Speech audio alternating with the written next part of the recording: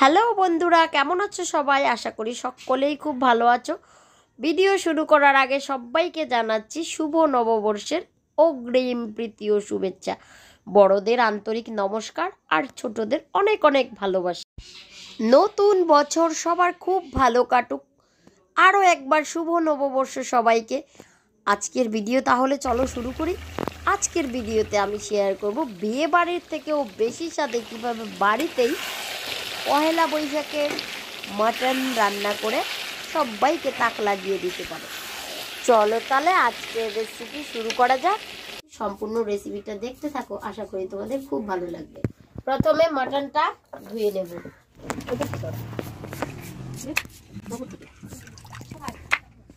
দিচ্ছি তেল, আন্দাজ মতো হলুদ গুঁড়ো, মাখিয়ে রেখে দেব। রসুন ছুলে নেব আর পেঁয়াজগুলো কুচি কুচি করে কেটে নেব। মশলার মধ্যে নিয়েছি 1.5 টেবিল চামচ পরিমাণ জিরা, 5টা রসুন, জায়ফল, অল্প একটু জায়ফল, আদা, একটা টমেটো, মিডিয়াম সাইজের 6টা পেঁয়াজ, কিছু কাঁচা লঙ্কা। মশলাগুলো এখন শিলপাটায় বেটে নেব। মশলার মধ্যে নিয়েছি মিডিয়াম সাইজের 4টা পেঁয়াজ বাটা, 3টে রসুন বাটা, 20 গ্রাম আদা বাটা, 3 টেবিল চামচ পরিমাণ জিরা বাটা। জিরাটা তেলের উপর দিয়ে ভেজে নিয়েছিলাম। আর নিয়েছি সামান্য জায়ফল বা জয়ত্রী বাটা, মোটামুটি 1.5 চা চামচ পরিমাণ জায়ফল বা জয়ত্রীটা বেটে নিয়েছি। ওভেনে কড়াই বসিয়ে কড়াইটা ভালোভাবে গরম করে আন্দাজ মতো সর্ষের তেল দিয়ে তেলটাও ভালো করে গরম করে নেব। 1 টুকরো দারচিনি, লাল লঙ্কা, তেজপাতা দিচ্ছি। তেজপাতা ও শুকনো লঙ্কাটা একটু কালচে কালার হয়ে এলে দিয়ে দিচ্ছি সামান্য পরিমাণে সাদা জিরা, মিডিয়াম সাইজের 2টো পেঁয়াজ কুচি, থেতো করা রসুন,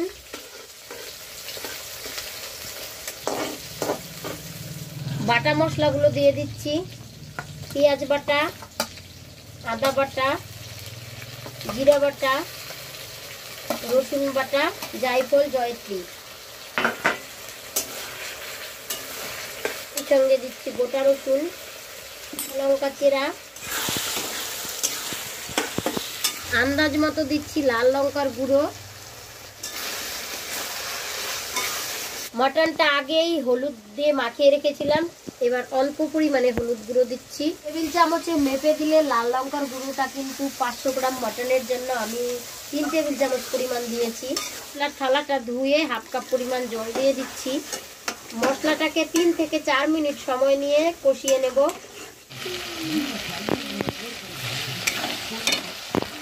ছয় মিনিটের মতো নেড়ে চেড়ে মশলাটা কষিয়ে নিয়েছি। মশলাটা কিন্তু একদম থকথকে হয়ে গেছে। দিয়ে দিচ্ছি ভালোভাবে নেড়ে চেড়ে ঢাকা দিয়ে দিচ্ছি। মিনিটের জন্য মিডিয়াম আঁচে ঢাকা দিয়ে কুক করে নেব।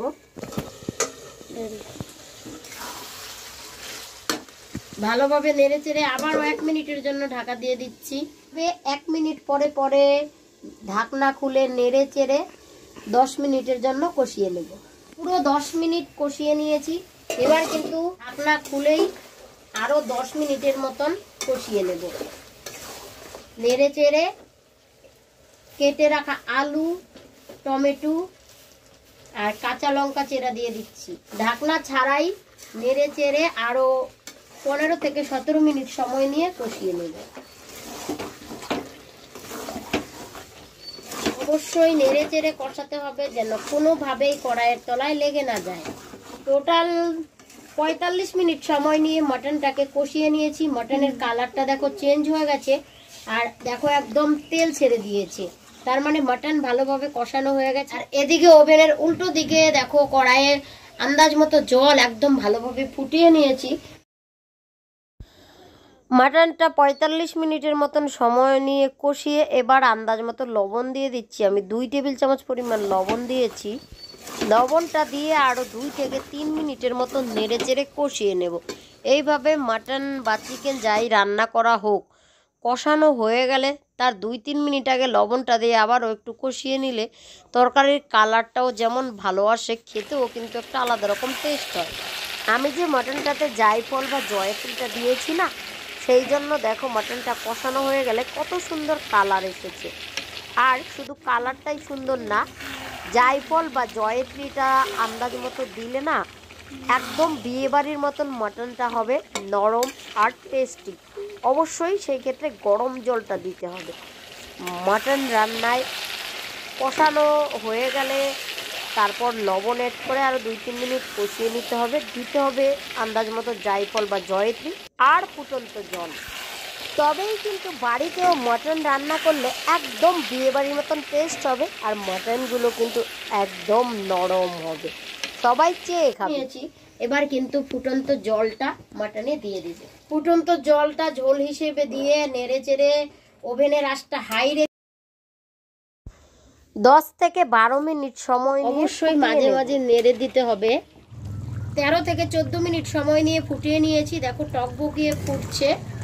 এখন কিন্তু আন্দাজ মতো গরম মশলার গুঁড়ো দিয়ে দিচ্ছি। 1 চা চামচ পরিমাণ গরম মশলার গুঁড়ো দিয়েছি। ভালোভাবে নেড়ে চেড়ে আরও 2 থেকে 3 মিনিট সময় নিয়ে কুক করে নিলেই কিন্তু রান্নাটা কমপ্লিট হয়ে যাবে। রান্না আমার কমপ্লিট। পুরো 1 ঘন্টা 10 মিনিট সময় নিয়ে কিন্তু আমি মাটনটা রান্না করেছি।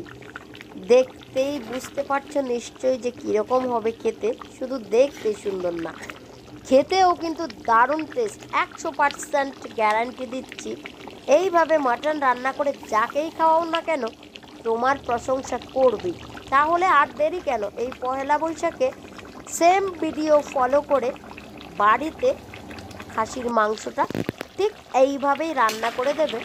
বিয়ে বাড়ির খাসির মাংসকেও কিন্তু হার মানাবে। এই ছিল আজকের রেসিপি। অবশ্যই রেসিপি ফলো করে বাড়িতে ট্রাই করো। খেতে কেমন হয় কমেন্ট করতে ভুলো না। আর একটা জিনিস খেয়াল রাখবে, নামানোর আগে গ্রেভিটা যেন এরকম মিডিয়াম হয়। দেখতেই পাচ্ছ আমি যে তরকারিটা রান্না করেছি কীরকম মিডিয়াম গ্রেভি। এখন কিন্তু তরকারিটা নামিয়ে নিয়ে আমরা পরিবেশন করব।